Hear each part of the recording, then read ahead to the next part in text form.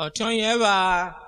O Brorhien agbayare mori Brorhien Okwe. O Brorhien agbayare mori Brorhien Okwe. Irungwe muine me monako heroe. Anjegwa pa ofi wikiri heroe. O Brorhien mi gwejo la rome Okwe. Ejo me mi gunu blalire. O Brorhien agbayare mori Brorhien Okwe. Vano Brorhien agbayare mori Brorhien Okwe. Brorhien agbayare mori Brorhien Okwe. Irungwe muine me monako heroe. Anjegwa pa ofi wikiri heroe. Brorhien mi gwejo la rome Okwe. Ejo me mi gunu blalire Urhobo. Brorhien agbayare mori Brorhien Okwe. Otonyeva won wa si. Brorhien agbayare mori Brorhien Okwe. Vano Brorhien agbayare na mori Urhobo ije vidi voge no. Anti yogene biko ba fwe kubie wonyin. Wo mle dia ide. Ogene gba je fwe bie mo. Mi de lu tori owo vle mo. Brorhien agbayare mori Brorhien Okwe. Vano Brorhien agbayare mori Brorhien Oye ki driver ma wa iro. Friday omoko. Irime muine me monako heroe. Aije wa paru fi ikiri heroe. O Brorhien mi gwejo la rome Okwe. Ejo me mi gulu blalire Urhobo. O Brorhien agbayare mori Brorhien Okwe. Otonyeva. O Brorhien ogene Brorhien aro Okwe. O Brorhien ogene Brorhien aro Okwe wadu. O Brorhien ogene Brorhien aro Okwe. O Brorhien ogene Brorhien aro Okwe wadu. O Brorhien ogene Brorhien aro wadu. Wenuge ume mulapo buno. O Brorhien ogene Brorhien aro wadu. We are living in wicked world. O Brorhien ogene Brorhien aro wadu. But one day, O Brorhien ogene Brorhien aro Okwe. the wicked ones must surely reap what they sow. Brorhien ogene Brorhien aro wadu. O Brorhien mi gwejo la rome Okwe. Wamno Brorhien ogene Brorhien aro Okwe. Ejo me mi gunu blalire. O Brorhien. Brorhien ogene Brorhien aro wadu. Wenuge asari kwi bedam no malota. O Brorhien ogene Brorhien aro wadu. Ai kwi bem no malota adagwo ta pe kwale. Wamno Brorhien ogene Brorhien aro wadu. Onale lawyer. Edere Jonathan. O Brorhien ogene Brorhien aro wadu. Wenuge ti lawyer onulo ye biore. O Brorhien ogene Brorhien aro wadu. Ti lawyer onulo ye biore. Ebi Brorhien se Okwe. O Brorhien ogene Brorhien aro wadu. Wenuge ti lawyer okunu lo barie. O Brorhien ogene Brorhien aro wadu. Ti lawyer okunu lo barie. Ebi Brorhien abe Okwe. O Brorhien ogene Brorhien aro wadu. O Brorhien mi gwejo lunu me Okwe nu. O Brorhien ogene Brorhien aro wadu. Ejo me mi gunu blalire. O Brorhien. Esho O Brorhien ogene Brorhien aro Okwe. Ituli rumwe mu aisa ponejo. O Brorhien ogene Brorhien aro wadu. Wenuge ai idebono. O Brorhien ogene Brorhien aro Okwe. Ai idebono wo ri lo aye. O Brorhien ogene Brorhien aro wadu. Imologe na wo je ko ma kugbe. Orime O Brorhien ogene Brorhien aro Okwe. Ale Jesu ori lo ya loko. O Brorhien ogene Brorhien aro wadu. Diemu ejo ni Jesu kuru. O Brorhien ogene Brorhien aro Okwe. Ejo ni Jesu kuru. Ejo na wa piri. Abilokwe O Brorhien ogene Brorhien aro wadu. O Brorhien ogene Brorhien aro Okwe wo.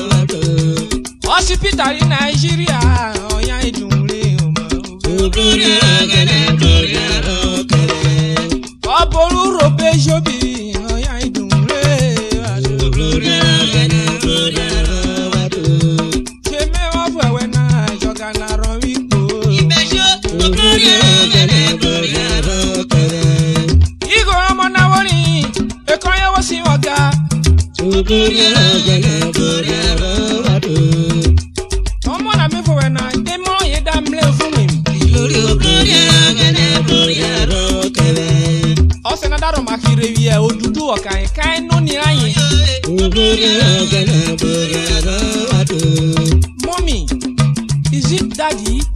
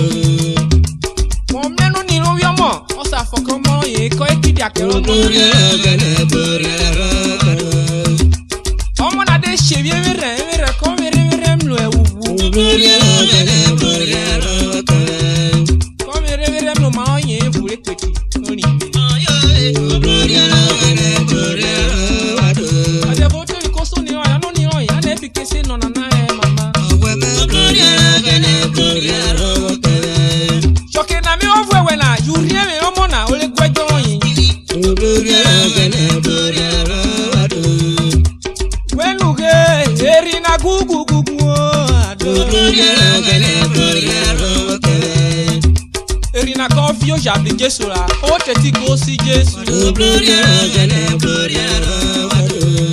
Anu Jésus, ani biko wafo courir mais on a ne, nous voulons non. Quand les gens n'accordent que Jésus y en est. Et Jésus rêve frère, coragwana sa mon eva. Corem le fugene. Ebie joye gwomona esio ye no buto yire Makitule shu ansi ebie joye gwomona yo buto awolire Edere jodete aram le belomona pa Ijesu kori gwie belomona ebie joye gwomona no tolire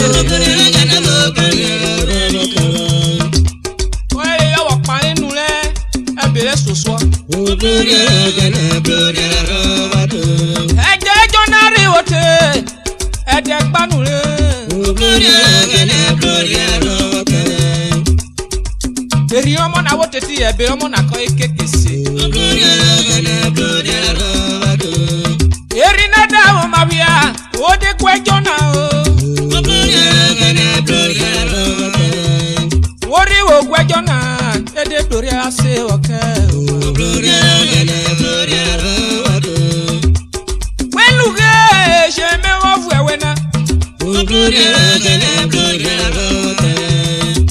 Shomo na shebi overe, come revere na ye. Ovia koyo via vulevere na. Urhobo waniere. What have you never? Sagogo tewe oma. Omonare woro kore mle vugino maoye. Osasinu ni. Kokpe, ane biko eso ni loro yin. Oni owo nyotana na, ode kore mi yoma. Aye oye lokpo ina, aye na wo nyotana oma. Aye na koje gere, osa ye oye, we aye ne. Owe wamle na, better for worse yo. Ye muda vya konye, wada rene gajon yiwo. Oge nelu loko inule, oiku yo nana oma. Asoke na wana, oibeke sa onwe oma. Brorhien oge ne Brorhien aro, okebe wo.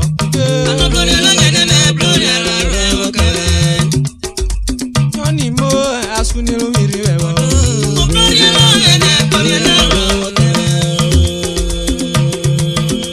Urhobo waniere, uche do yimi blackbo.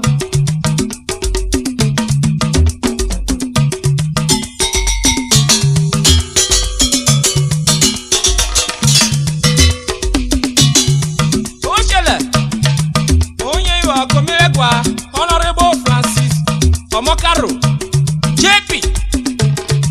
Ane minene yere omilegwa Chief James Onanefe Ibori, the governor of Delta State. Ane yelunwe, ane shinye omilegwa Chief Igoyota Amori JP, Diodidi Madi of Africa, Commissioner for Water Resources Development of Delta State. Ane mi yelunwe, Giacobalo of Mosoga. I'm not from where I said. Ane mi shinye omilegwa Honorable Champion Batege, Director General for Direct Labor Agency of Delta State. Aneshi yoruko kole, amorability as okete vule. In Nigeria naije, masa okete vuli data, adokodogbo, ale vuloga, ane yoruwa wa vuloga aleki, anu wa shek wa kweje kobiro. Ogwegba, so gwa Babylon.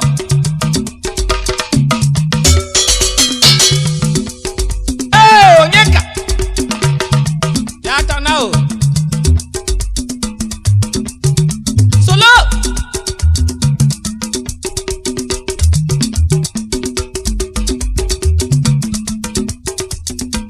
yata now.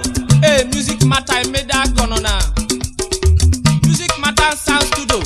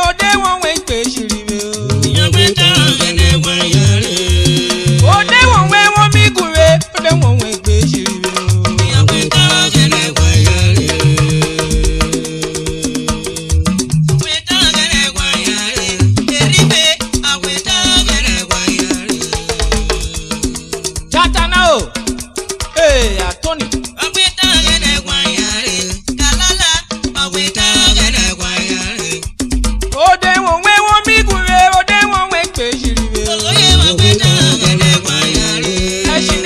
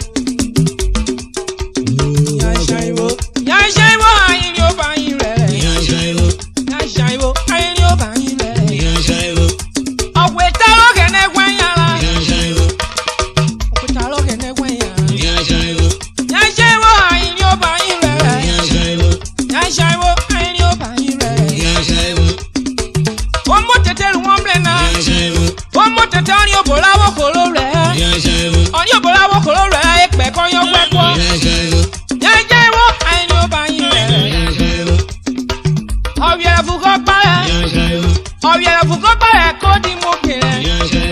Kó di mú kìrẹ̀. Kó di mú kìrẹ̀. Yà ṣàìwò ayé ni ó bá yí rẹ̀. Mami kuna le mẹ́ta náà wáyé wẹ̀. Mami kuna le mẹ́ta náà dáyé wẹ̀. Wọ́n mú tètè lu wọ́n mìíràn náà. Wọ́n mú tètè lu wọ́n mìíràn náà. Ìkàlẹ̀ pẹ̀ kó yàn ká. Yà ṣàìwò ayé ni ó bá yí rẹ̀. Wọ́n mìíràn pọ̀ rẹ̀ náà. Ẹ̀pàlù wọ́n mìíràn náà. Ẹ̀pẹ́ dàgbà mi má sàrí kó dá wọn lọ. Ẹ̀pẹ́ náà ó mà kọ́ yóò wẹ̀. Ẹ̀pẹ́ náà ó mà kọ́ yóò ṣẹ̀. Yòókù olórí ìrọ̀lọ́. Òkú olórí ìrọ̀lọ́ dáná sàrí kó dá wọn lọ. Wọ́n kò mi ṣí wẹ́rẹ́ ẹ̀ kó blọ̀ kọ́ mi. Mi ṣí wẹ́rẹ́ ẹ̀ kọ́ rẹ̀ wọ̀n ẹ̀. Ọmọ èkó kọ́ bí àṣà. Ọmọ yẹn náà fọ́kọ̀ kí sàpá. Ọ̀kẹ́rùbọ̀ ọ̀bẹ kọ̀rí ó tọ́. Omi mú emu obi mú ìyunu. Ọ̀kẹ́rù sí odò tè kan yọ̀ ya. Ọ̀fẹ́ mọ̀ràn òun nà kan yà rírà. Ṣọ̀rẹ́ paná. Ọ̀rẹ́ paná. Ọkọ̀ kábàká. Ọ̀kẹ́rùbọ̀ ọmẹ fi káyì. Ọ̀kẹ́rùbọ̀ ọmẹ fi káyì. Ọ̀kẹ́rù sí o ìbẹ́pẹ̀ ọmẹ pàṣẹ. Kídìrẹ́ sọ̀rọ̀ ọwọ́ kọ́ tó máa. Yà ṣàìwò àyìn yóò bá yín rẹ̀. Yà ṣàìwò, yà ṣàìwò, yà ṣàìwò. Yà ṣàìwò, yà ṣàìwò, yà ṣàìwò. Àyìn yóò bá yín rẹ̀. Àyìn yóò bá yín rẹ̀. Yà ṣàìwò, àyìn yóò bá yín rẹ̀. Í Christmas á jà lónà Urhobo. Mami kuna le mẹ́ta náà dáyé wẹ̀. Mami kuna le mẹ́ta náà dáyé wẹ̀. Yà ṣàìwò, àyìn yóò bá yín rẹ̀. Báyọ̀ ló flyer yóò bá yín rẹ̀. Wọ́n mọ̀ tètè kọ́ yà yín rẹ̀. Yà ṣàìwò, àyìn yóò bá yín rẹ̀. Yà ṣàìwò, àyìn yóò bá yín rẹ̀. Ó ṣẹlẹ̀. Mami kuna le mẹ́ta náà dáyé wẹ̀.